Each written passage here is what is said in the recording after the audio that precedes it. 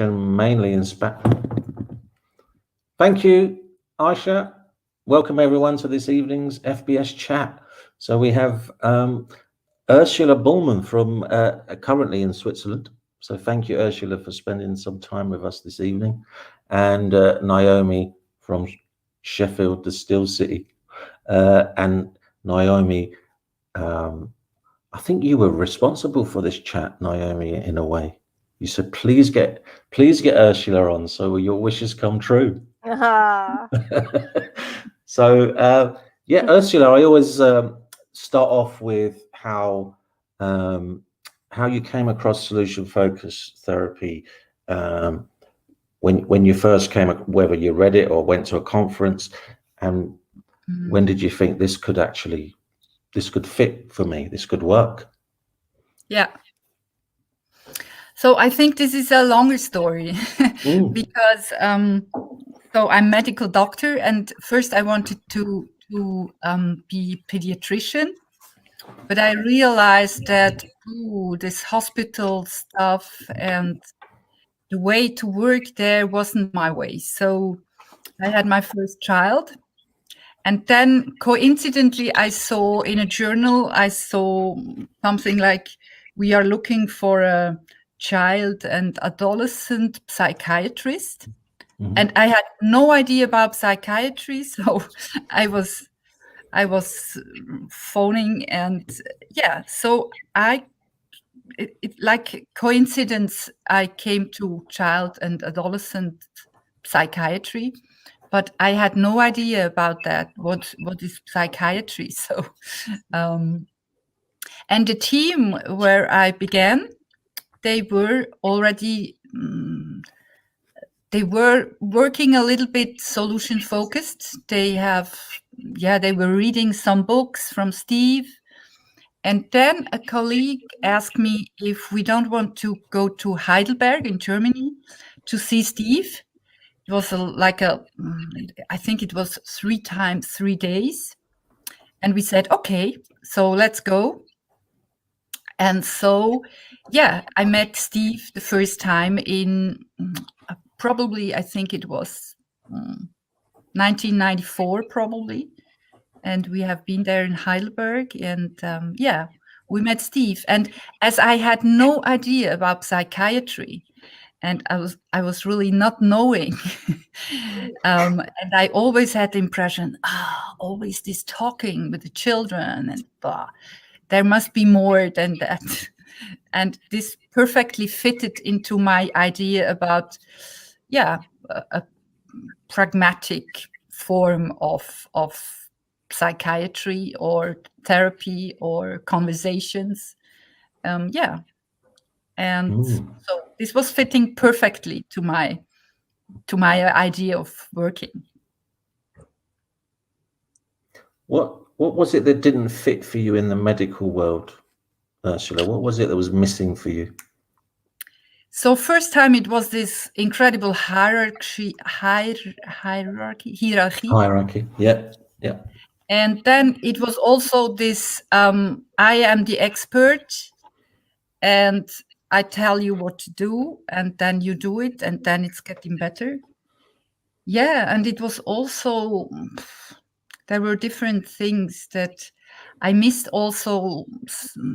Often I've missed a little bit this sense of human being. So we are 2 people here, or we are different people, and we look for solutions, and and that was that I realized that can't be my future in this way. Yeah. Go on, Naomi. Yeah, and when you say what was missing, it was a great question, Joe, is about being 2 human beings. How and when did you then connect, when you discovered Solution Focus, connected the idea of 2 human beings being there together with exploring creatively all the senses in the body and bringing in those creative aspects? When did that happen, and how did it happen? Yeah, of course, first when I met Steve and I made this 3 times 3 days, it was about talking. So yeah. And then after, I think it was, I don't know, 2, 3, 4 years, I realized that with children, adolescents, but also families, it is, for me, it was challenging to have only language as tool. And then I met Manfred Vogt from Germany, from NIC. And I made one of these trainings, which is creative child therapy in solution-focused way. Yeah, and that was one. The other part where I realized that you can experience solutions and resources also in other ways than by language. Yeah, this was another important moment for me, because I had the impression that there is more than language in solution focused practice. I was going to ask you, because obviously I've never met Steve. I've only seen videos. I've only seen videos of Insu, and I've heard stories from other great practitioners throughout the world that, you know, sometimes it was a bit awkward. How did he influence you? What was it about him that made you think this is right, this is the way to go? I remember that when I've been there with Steve, I often had the impression, that fits for me what he is, and it makes sense what he is saying. But I remember that there were a lot of people that had questions, and for example, one time we saw a video, and then someone was asking, Steve, why you are asking the miracle question at this moment? And he said, why not? And I think some people were a little bit, it was a little bit crazy also. But for me, it was fitting perfectly, because I had the impression, okay, this is fitting in my construction of talking together to have, but I can't tell you what it was. But there have been also important sentences or ideas that are with me since all these years. So maybe I can tell you a little story, so yes, everyone please. can see this. So, okay, and I was child and adolescent psychiatrist with no experience, so I had no idea about that. And then I have been there the first time, so Steve, and he said, if you come here the second time, bring some videos. And I thought, oh shit, videos. Videos. Can I make a video when I'm talking with clients? And okay, so I made a video, and I have been there. And then he was asking, okay, so who from you brought a video? And no one was answering. So, and I thought, okay, I tried to show it. I showed my video. We were talking, so we were looking at the video, and then after a few minutes, he was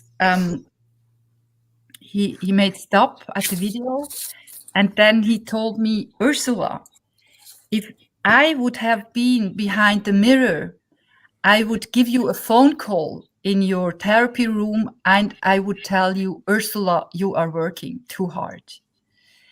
And this is one of the ideas and sentences that I have with me, and and these are these little things that I learned from Steve that were very important and very helpful also for me. Yeah. So when you say working too hard, again, I suppose because I am so inspired by your creativity and your senses and the body and the unique way you invite human beings to connect, like when we were in Helsinki and the eye contact exercise you did, which you could share in a moment, which was so profound for me that day. And so again, how do you sort of embody in a session this idea of not working too hard and bringing in these profound ways of connecting human to human creatively? Yeah, I think that has to do also that I have that I'm a medical doctor, so I had a lot to do with bodies for years, and of course it has also to do that in psychiatry sometimes I have to talk about medicine with people, so I sometimes have to go in a sort of an expert role. Yeah, and of course it was, and as I have a training in traditional Chinese medicine, it was like body is yeah, it's a whole thing. It's not only mind or body, or so it's we are a whole thing. So and of course children are living this one-to-one. So yeah, with children you can't talk for hours about solutions, and they are doing solutions. They are not talking about it. So yeah. And will you describe that activity? And then I'll hand over to you, Joe. But yeah, would you describe that activity, Ursula? Yeah, should I tell about this exercise? So it's not from me, this exercise. I learned it from, I even don't remember from whom I learned it. So it's a very nice exercise. You just go, if you are a group, you just go around in a room, and when you meet someone, you look him in the eyes or her, and you are thinking about the resources that the person have. And maybe you know her, but maybe you don't know her. And then you assume she or he has some resources. And you just look, yeah, you just have a few seconds to look each other in the eyes, and then you go further, and then you meet the next person, and that's it. So this is I think it's a wonderful exercise just to, and it's no words. It's just encounters in a good way. So Naomi, you were part of this exercise. Yeah. So I guess for many people listening, it's like, well, how can you just look in someone's eyes and know about them? What did you discover when you were looking in someone's eyes that you'd never met before? Well, one person's eyes on a very physical level, Arsene, his eyes are like, they've got like tiger detail. It's really fascinating. So that was the first thing. And then the second thing with all of them, people that we did that with, I suppose to see and be seen on that level is very raw and very vulnerable and very honest. You know, when you are making, because it was about a minute, I think, or more. So it's sustained eye contact with someone you don't know. You know, you can't hide and you can see, and to bring to mind somebody's resources and qualities and strengths, and to be noticing those without speaking, it was really beautiful. And there was a deepening of connection, which really reinforces this idea that so much happens when human beings are around one another alongside the words and the language. And I think there was, I mean, every day we were doing very beautiful things, sort of every, few hours. And that was one of the things that I think took us as a group to a new level of just sort of contemplating each other in strengths and yeah, being seen and seeing, I think. Yeah, but I think for this exercise is a nice example for one of the important things that I think is so always clients or groups, so they have to agree to do these things, and really, so they have to have the choice, because I also had groups that said, oh, that's a little bit too near, or this is too much a little bit. So, and I think this is very important, so that really everyone has the choice to say, okay, I will try this, or no, I don't want to try this. Yeah. I think it's it's really powerful when you're looking into a stranger's eyes. For me, it feels really awkward. What does that say about me? I don't know. But do you know what I mean, Naomi? I'd think, oh Christ, but there's something beautiful about it as well.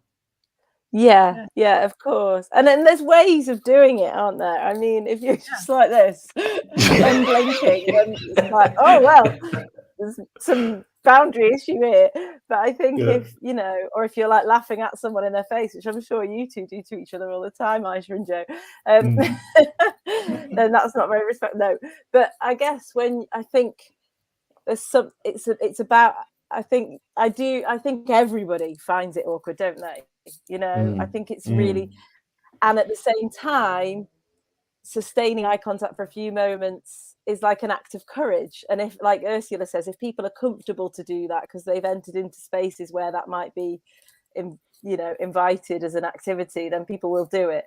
And I also think that you probably do it. I imagine you do it really intuitively, Joe, when you're working with people or with colleagues, and, I guess human beings look for a moment and then look away, and I guess. But But I think that it's also about attitude. It makes a difference if you see someone in the eyes and you think, oh, he has some resources. What may that be? Even if I don't know him, or even if I think, oh, he has beautiful eyes, for example. It makes a big difference.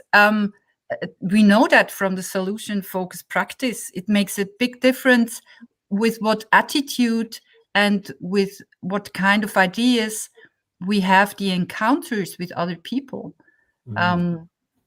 So all these assumptions that we have, and it makes a big difference in meeting people, depending on what my assumptions and are these presuppositions? I don't know. So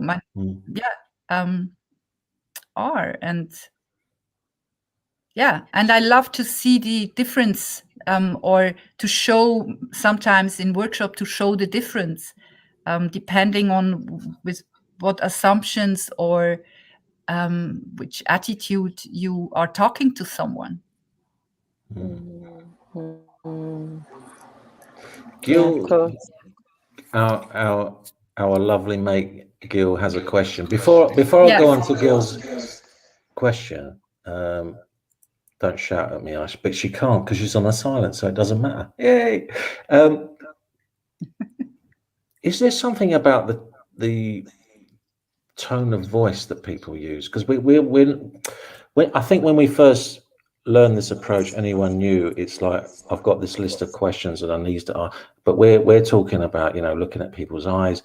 I don't know, does tone of voice matter? Is there a resonance between clients when do you know what I mean? I don't even know if I'm making sense. Naomi, help me out. No, it's a good question. I mean, it's simply asking Ursula, what do you think about, does tone of voice matter? I would be fascinated to hear your thoughts on that. Yeah, of course. I think that if you, so I sometimes for one of the workshops once, I was looking at some videos from my videos, and because normally if people is coming in the context of psychiatry, I say, normally I ask them, what brings you here? And then after some minutes, for example, I am asking the miracle question. And then I think in about 7 of 10 videos without tone, I saw where I have been asking the miracle question, because body language is different. And if you have the tone, also the voice is different, and you can see sometimes where the moment comes where you are talking about solutions or where you are talking about problems. and of course, so I'm using also some gestures, or because a lot of people are making gestures, for example, then you can see that, but they are doing like, okay, and if the miracle has happened, it brings me a little bit down. So they are using, for example, the hands and making a movement with the hands. And I try to use these things because, for example, if you are at home and then try to do this hand gesture again, and maybe it makes a difference. So yeah. And being from an Italian background, the hands was always, hey, what the Mamma mia. Yeah. Oh, thank you. What do you think about tone of voice, Joe? Do you know what? I was on the phone today to a client, and she had it on loudspeaker, and her mum was there, and I'd not met her mum, and she just said, "Oh, you seem to have a really nice tone of voice," and I don't, obviously I don't do it consciously. It just, but it seemed to relax her. It seemed to make a difference, whether we do it consciously or subconsciously. But she said I don't know if it was a trusting voice or a voice that she felt that she could trust. So I guess these are things that can you get it out of a manual? I don't know. Is it something that's innate?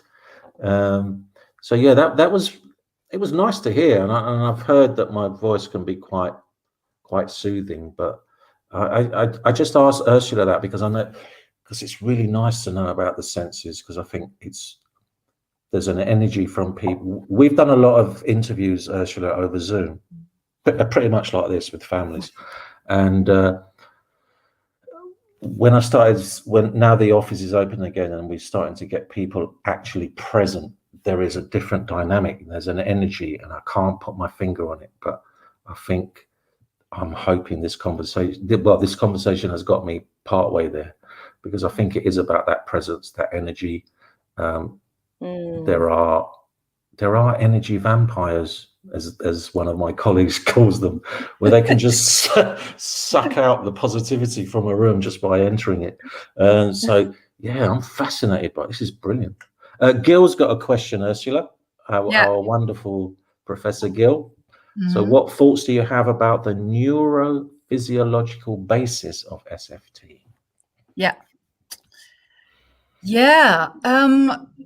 As I'm coming from the medical corner, I say, of course, I'm interested in these questions.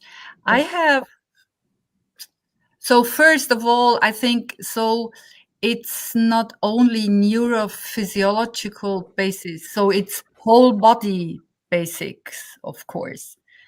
But I have the idea in a way that as experiences are happening in different networks and different parts, for example, of the brain, but also of the body, of course, connected always with the body, and also connected with the whole environment. I have a little bit the idea that we are doing some new networks, talking about solutions, experiencing solutions in different ways, drawing, have, I don't know, self-histories, selfie stories, and showing, so children sometimes just show me if you are better concentrated or something. Show me how you look, how you do that. So really, and I have the idea that there are, coming up new networks. And as we know from different research, that imagining things activates same centers as we are doing things. For me, I have a little bit the idea that we are preparing new networks, and then could be that this influences then a little bit everyday life from people, if we are talking about solutions or drawing solutions or whatever we are doing. Yeah, and of course, I think this has, of course, it has a neurophysiological basics also. So, yeah, and I think, and no, go. I think it's very interesting if we would know more about it. So, yeah, but it's not the only. Of course, it's always, we never will have just this and this and this is happening in the brain or in the whole system, and then we know what's happening after the sessions. We never know what is happening, for example, after conversations that we had. If you've worked with someone over a few sessions, have you ever noticed that someone, maybe, if it, depending on how much more we discover about neural pathways, say you said someone might experience maybe the creation of a new pathway with drawing, and then a few sessions later you notice that through their senses in the body and anything else that they've done, that they've reinforced that pathway, so it's become something that starts to become more automatic for that person, because in addition to simply experiencing it with you in that drawing, then they've done more to strengthen it, if neural pathways continue to be evidence-based. What are your thoughts on that? Yeah, so I think it's, of course, I have a little bit, I hope that it makes a difference for people, but I think there is no evidence of that. But of course, if I'm using these things, I always embed it in a solution-focused practice, because I always ask, just suppose this, I don't know, this exercise that we did is helpful for you. What would you notice?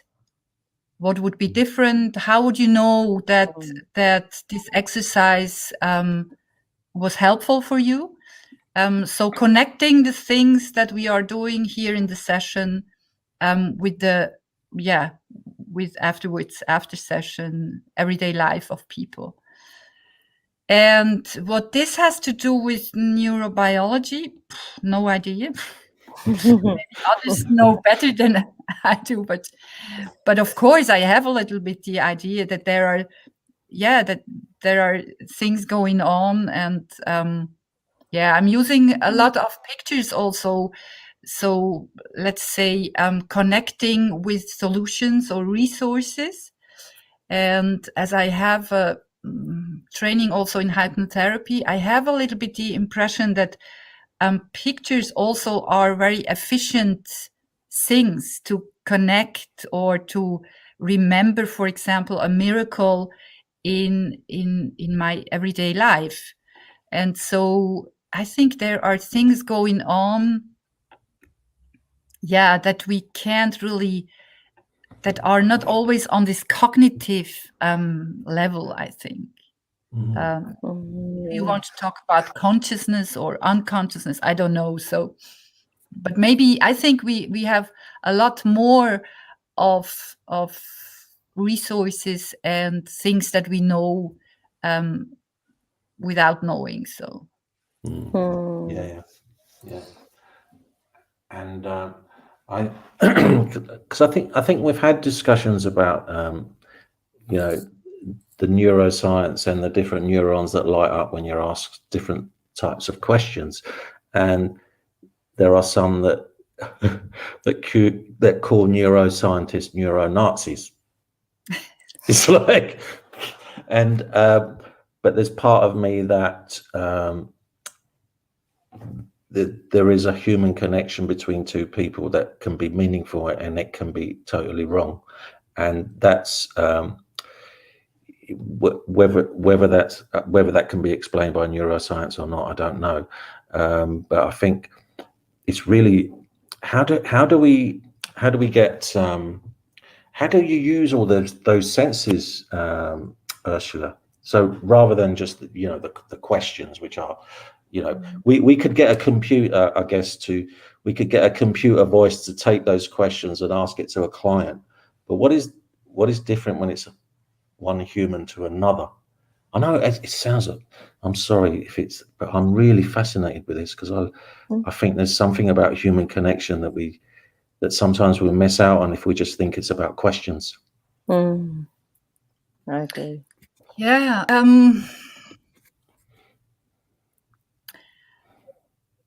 So I think, for example, I make an example. So, of course, I'm talking with people first about their preferred future or about miracle, and so sometimes or normally language gives a first idea about in which direction people would like to have things going on. But then also you can ask simple questions as, just suppose your solution has a color. Okay, what color would it be? So, and then asking about all the senses. And I don't know, I think, of course, we have no idea what is happening after sessions. But also, I have the impression that if the solution is present in different levels, it could be helpful people if they are going out and they are living their life, and maybe there will be some changes that questions or things that we did are helpful. And then, of course, it could be that, I don't know, if someone is saying, yeah, my solution could be orange or yellow or so. And in which situation, maybe you can wear a yellow t-shirt then maybe in the next situation where you would like to have some change. I don't know. But yeah. And there's sometimes I give some ideas. So I'm not that, so I allow me sometimes to ask questions about maybe ideas that I add and that are not coming only from the client. Sometimes. Yeah, that's did you have a question, Joe? I was just going to say about the color. What color would that, you know, for the client, and like Ursula's saying, if I have I don't know, a yellow t-shirt or a yellow hanky, and if I just see that color and touch it, I'm almost transported back to a time when I know how important it is to me. So it's not just about remembering what questions I was asked and what I'm going to do to move forward, but it's about that. It's almost like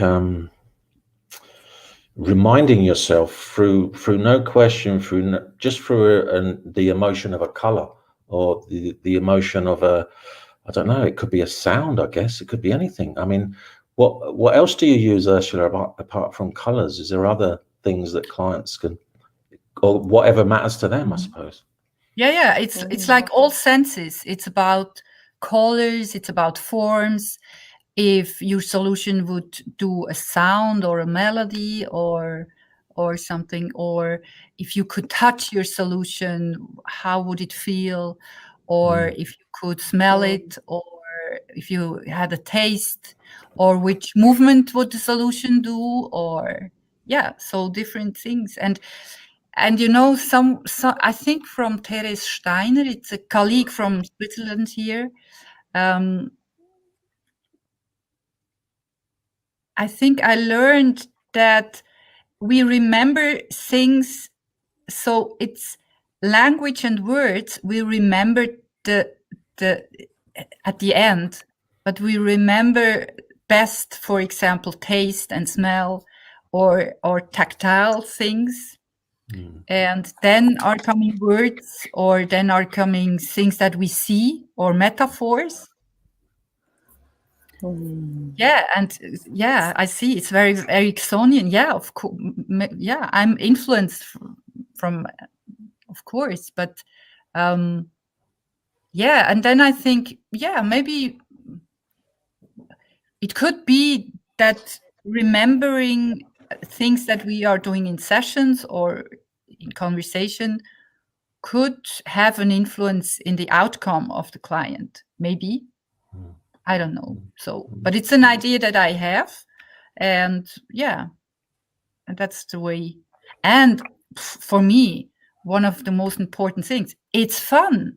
So it's not only fun for people, but it's also fun for me.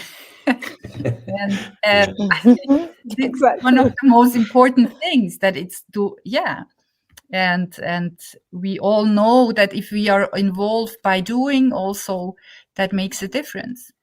Most of the time, I think. And even sometimes in my house, I'm asked to have a clear out, Ursula, to throw things away. Yeah, okay. And sometimes you can pick up a T-shirt. It could be a pair of, I don't know, it could be a photograph, but they have so much, they evoke so many positive memories that you just can't let them go. And I think we're missing a trick if we don't use as many senses as we can in this, whether it's a color, whether it's a favorite possession, because possessions can bring so much joy, not because of the value, but because of the memories they evoke. Yeah, and of course, I think because people that are coming, they have so much resources and so much moment where life is like they want it to be. So I love this. I don't remember exactly what it was, but I was reading this Mark McCurgo's new book, and it was like, "Welcome to the wonderful solution-focused past" or something. Yeah, that we look at the future, of course, but I think we have to look a lot at the past or the now, what is working well, and how did you do that, and how was it smelling when things went a little bit better, and all these things. So yeah. Naomi, yeah, I think that's I think it's just so powerful what you're saying about it. I love whenever we speak, but the reminder about using the senses, you know, and then the way you said fun, so that if you and by, say, for example, inviting someone to explore their resourceful past and saying, what were you touching at the time, what were you smelling, and how did it taste, or what were you eating, but tuning someone, and then, like you said, in the session having fun, like this idea, like Ben Furman, it's never too late to have a happy childhood.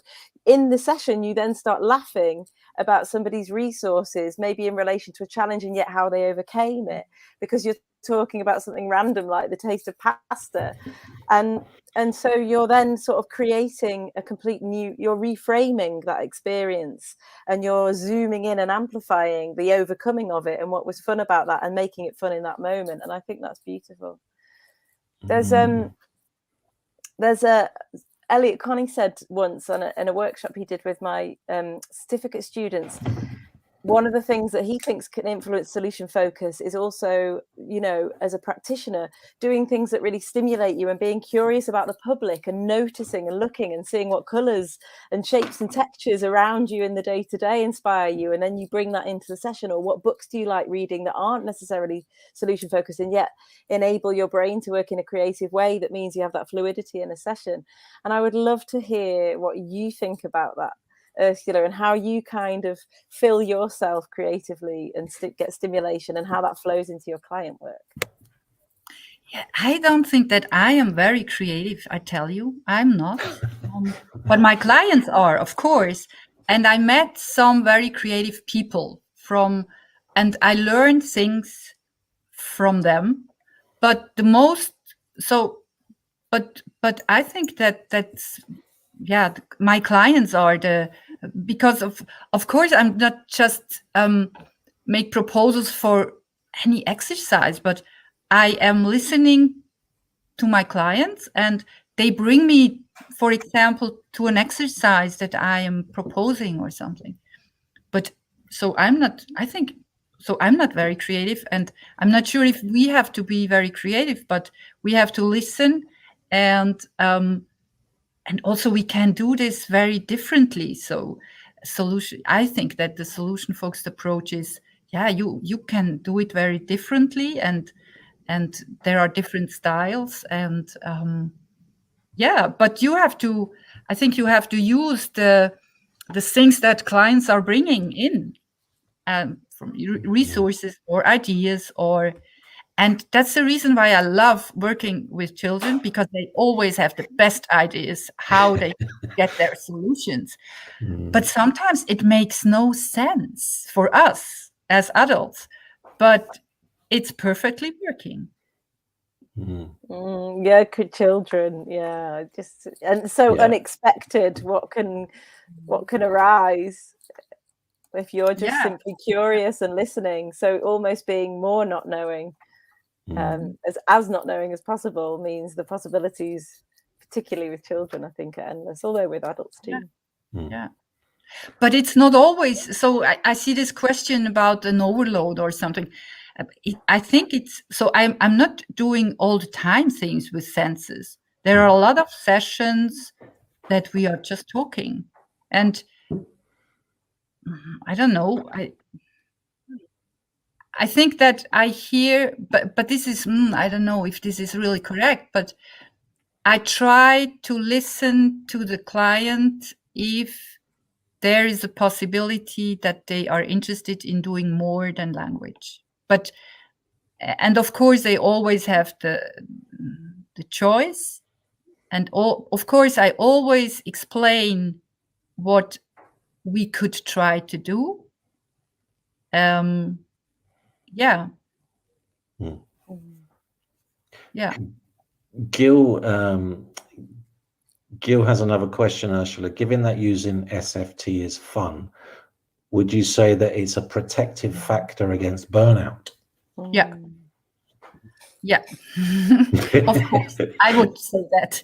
So, and there are little research, and there is an interesting research from Spain, from our colleagues from Tenerife, that have, I think they showed that people that are working with families and children and in this social worker area, that people that are using the solution focused approach, they are doing better in a way of psychohygiene than others. And so for me, there is not so much research, I think, but for me it's clear that working in a solution focused way is also it's more fun to talk about solutions than about problems. And I have a lot of colleagues that in psychiatry that that have problems with their burnouts, and if I discuss with them, so they say, it makes a difference where I look at, where I have my focus with people. I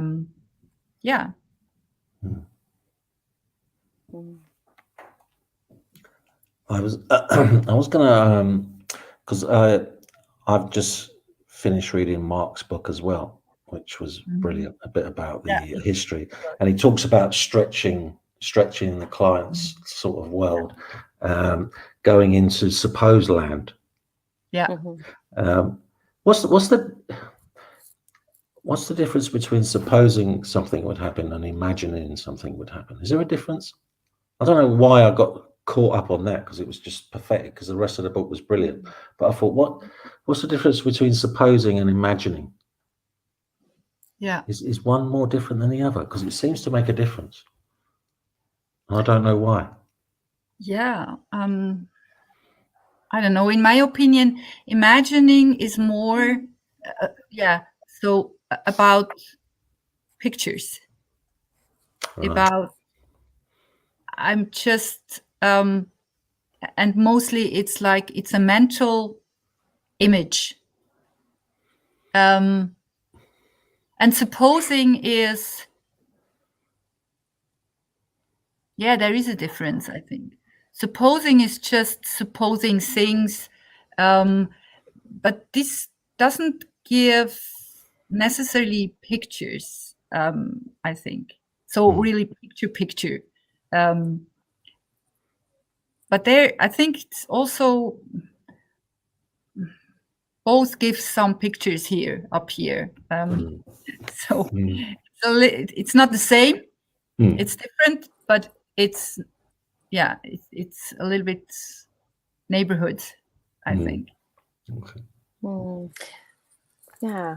And maybe it would just allow the different words. I guess you could be trying with different clients depending on what you noticing people respond to in terms of language. And suppose for somebody who isn't, perhaps who says that they don't necessarily think in an imaginative way, the question suppose might simply just go, it's an invitation to say this might be possible. And so you could just describe without having to have this really sort of vivid visual image. I don't know. I'm just thinking in this moment. What do you think what the difference is between supposing and imagining? Yeah, I suppose. Yeah, maybe suppose is more concrete. I don't know. Maybe because, like you said, imagining it is almost like. Maybe imagining is something that is more out of your control than supposing. I don't even because I loved Mark's book and we love Mark and it was really fascinating, but there was quite a bit on suppose land, and I was thinking, what is the difference between imagining and supposing? And that, I don't even know why I brought it up, to be honest with you. It's just that Ursula mentioned the book, and I thought, yeah, what is the difference? Because suppose this happens, I think sounds maybe that's more within the realm of the client's sort of sphere of influence, and imagining is something that's maybe a bit further outside that. But this is. I'm really fascinated about this conversation because I can't stop thinking about things that I've done in the past that I suppose I should have done different. Do you know what I mean? And this idea of energy, like I said to you earlier, being face to face with clients now, it's so much different than Zoom. It is so much different, and that's what I've missed. That's actually what I've actually missed. Yeah, I think that thing about energy is fascinating, and I'd love to hear from you, Ursula, on this. So this week I saw someone face to face and asked them, I don't know, I just felt so delighted to be with them face to face because I've only got a few clients where that's starting to happen over Zoom. And this kind of idea of energy in terms of the ability to be curious and almost kind of delighted before the client had spoken about whatever he was about to say. It felt like it transmitted, and there was this kind of magical sense of possibility and exploration that was happening. Yeah, almost energetically alongside the conversation that did have a slightly different quality to on Zoom. I think you can have that, but it was another level. And that also takes so I'd love to hear your thoughts on that, Ursula, and also any sort of moments, sparkling moments you've had recently with clients, maybe that connect to this idea of energy and you've noticed it seems to make a difference, or they've inspired you. Yeah, of course. I think everyone has the impression that there are differences if we meet online or if we meet face by face. I think the direct encounter of people, this is, I don't know if it's a sort of energy or it's a sort, I have no idea. But the whole body language, all these important things that we have face to face, and of course we also have body language online, but I think it makes a difference. I don't have a highlight, but I have an impression got now in this, I don't know, 1.5 year of this pandemic situation. At the beginning, last year, a lot of people didn't come to our practice, even the really different things. And then more and more people wanted to come back, and it was possible here in Switzerland. And I had the impression that, for example, so it's especially for psychotherapy, that it's more efficient if we are working face to face than if we are working online. I had the impression that if people came back to practice, we had less sessions again than before. Yeah, but this is a personal observation. I'm not sure if maybe once we will have some research about that, but I have no idea. Yeah. And what about any sparkling moments recently where there was a conversation or you? Yeah, I had one just 2 hours before with a young woman, 20. She had a really severe trauma history. She had some, I'm talking about psychiatry, so she heard some voices, and she was diagnosed psychosis. And she's sitting here after, I don't know, 1.5 years. She also has been in the clinic, but now today she's sitting here and says, I'm at an 8, and that's enough. So we can, and she was so brave because, for example, she came from the clinic with a lot of medication, and she was here and said, I want to stop that. Yeah, and I said, okay, if you feel ready for that, what tells you that you are ready for just being without? And now today she's sitting here, she's laughing, and she tells how good it's working at school, and this and this and this and this. And I said, wonderful. So let's stop this therapy and go ahead and live your life. So that was nice. Yeah, because she was really, it was really difficult for her. She couldn't go out of her home and but a lot of things changed, and she did it. So really, she was the one that did it, and no one else. So And go on, Joe. No, I was because some of the work that you do is around ADHD, anxiety, obsessive compulsive, which seems such a stuck and difficult place to move clients from. How do you work with clients in that situation, I guess?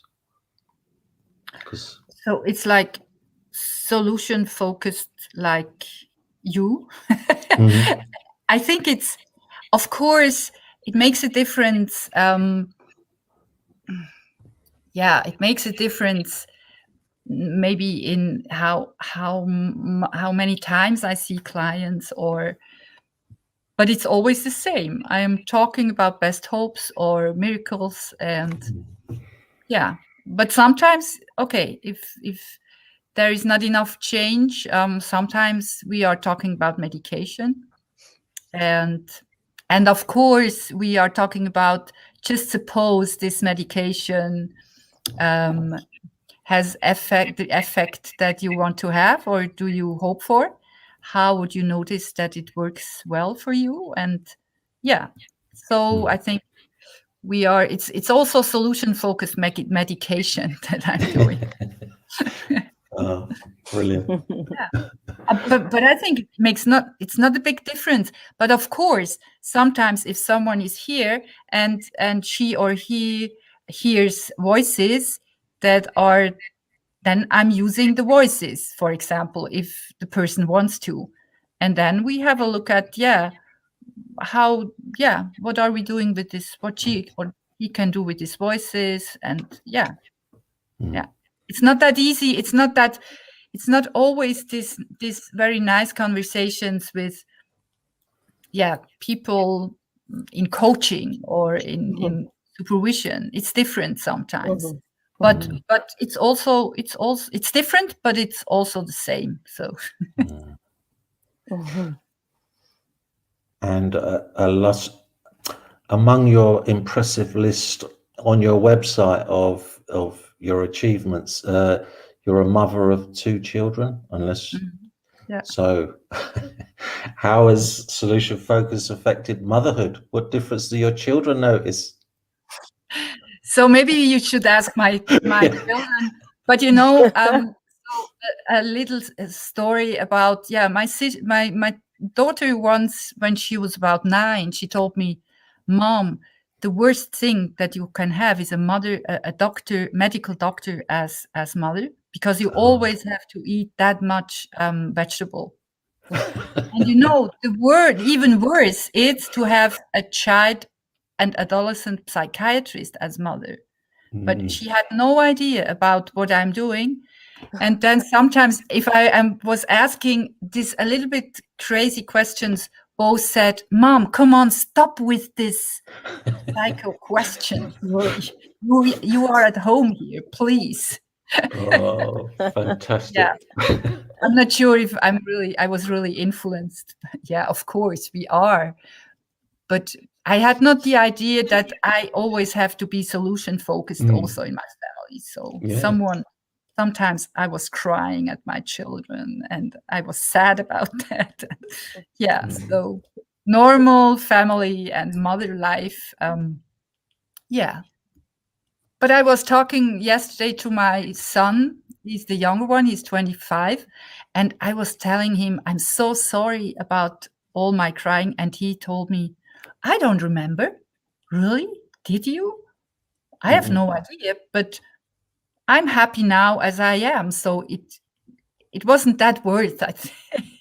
Oh, how lovely. He just said, I'm happy as I am.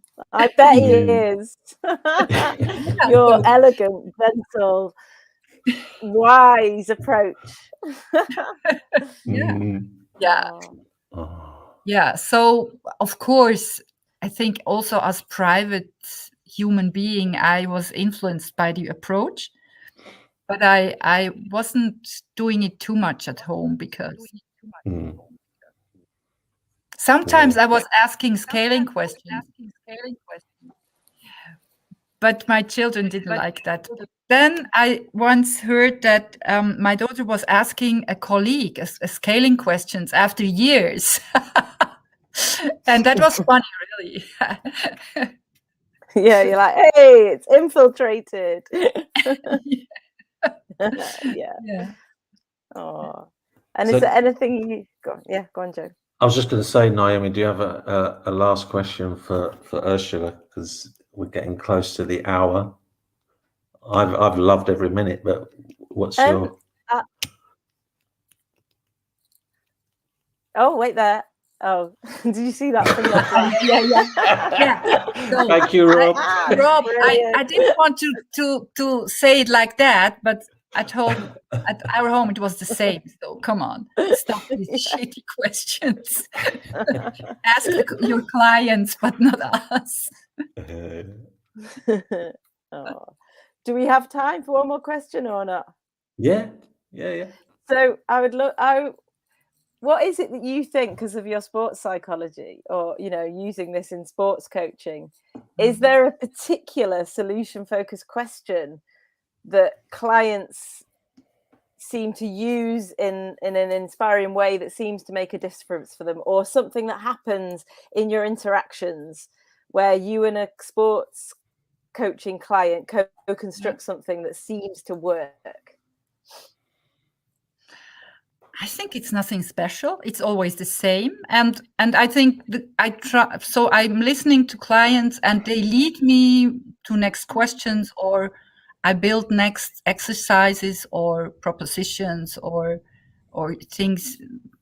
I just build up on the answers of the clients. And of course, but it's also different what kind of athletes are coming. So if there are children or adolescents or are adults, are they and where are stay there. So but it's the same solution focused stuff that I'm doing with others also. So they are talking more about, so not best hopes, they are talking more about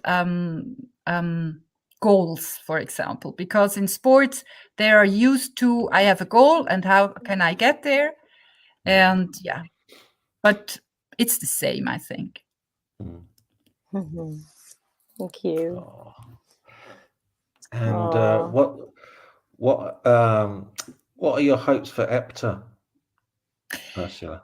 Yeah, my hope for EPTA is that next year we can have another EPTA conference, but it will be a world conference, so in Frankfurt. So come all, please, come, everyone from around the world.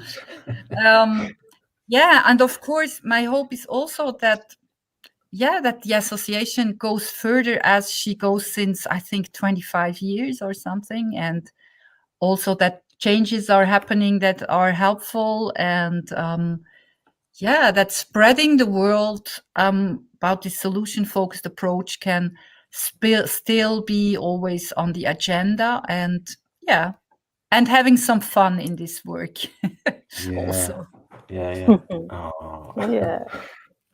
Well, this has been tremendous fun. It's been very thought-provoking. I've been thinking a lot about that personal interaction and more about the senses and the feelings that clients get from their helpers. It's been amazing. Thank you so much, Ursula. Thank you, Naomi, for helping me out. Thanks, Joe and Aisha. This has been so. Thank you so much. Thank you so much. It was a great pleasure, really. I hope to meet you face to face soon. Yeah. Really. Frankfurt, Aisha, put it in the diary. Yeah. We're traveling the whole world now. I don't know. In our minds, we're in New Zealand, we're in Australia, we're going everywhere. Hopefully one day. And you come to Italy also, Joe. So that'll be cool. So What about you, Naomi? Any last thoughts? Just lovely to be with you all, and thank you for the lovely, fascinating conversation. And Ursula, that reminder, I just think to ask people about taste, smell, how things feel when you touch them, just wonderful. Brilliant. Thank you very much for inviting me for this wonderful conversation. I hug you, everyone, everywhere. Thank you. Okay, thanks. So if you guys hang on for a moment, we'll just say goodbye. I know tomorrow we have a meeting with Kibris Worldwide, which I'm just reading on the side here because I don't know what that is. Or an organization that promote charities. So we're going to have a chat with them tomorrow. So guys, stay there for the minute. Everyone else, I hope you've taken something away, because I certainly have. Thank you.